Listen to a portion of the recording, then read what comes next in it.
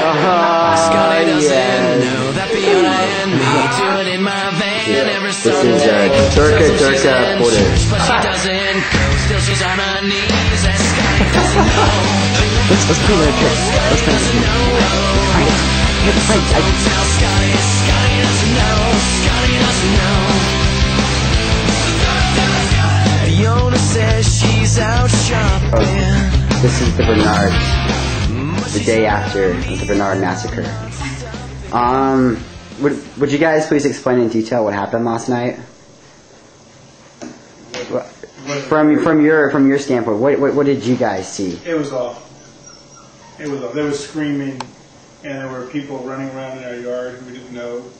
They were throwing these balls of paper on the trees, making a big mess. And we tried to get them to clean it up, and they just ran away and got in the car and That's terrible. sped down the street away.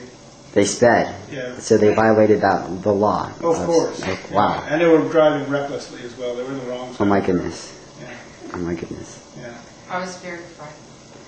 Now I understand that you actually saw these perpetrators. We did. We did. We both saw them. You both saw them. First. Oh really? Uh-huh. Could you identify any of these people? A car, perhaps? They looked really stupid.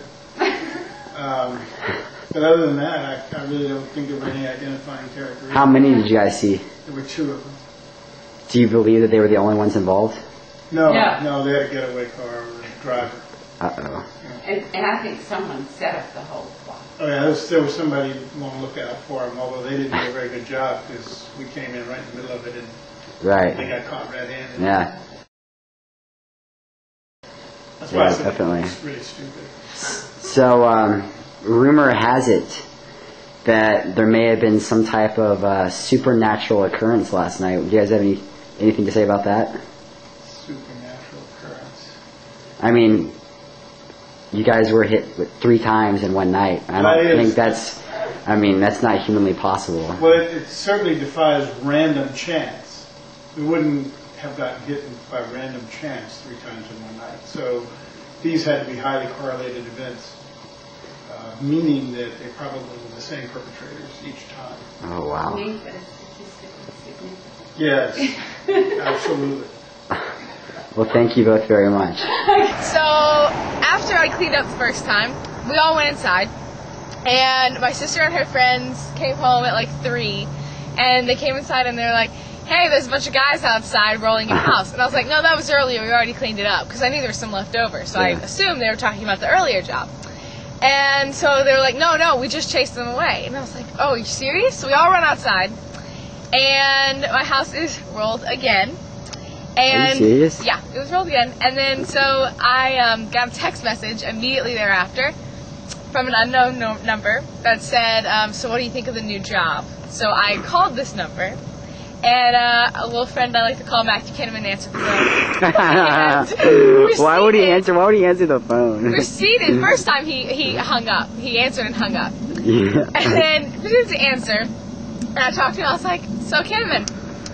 I was like, fuck you, Kinnaman. He was like, oh, wasn't it so great? And I was like, no, it wasn't great. I just cleaned up, and I have to clean it up again for the second time. And he's like, me and Harry was like, well, we did it at Jew camp, and they all thought it was really funny. So we decided to do it to you. And I was like, well, that's cool. And he's like, but seriously, though, I have a cross-country meet in the morning. I really have to go to bed. And I was like, what? I was like, you just roll me and then tell me to get off the phone. Yeah. And I was like, I'm going to keep calling you all night, waking you up. And he was like, I'm just going to turn my phone off. And then he hung up on me and turned his phone off. Some of us would rather remain Anonymous. anonymous. Daniel Rubin. So, Little girls soccer team and you are going to go roll Brad's house. And while you're all doing that, me and Frank and Ruben and John Scott in this room are going to get Claire. dude, we're gonna get them good. Bernard awfully hard.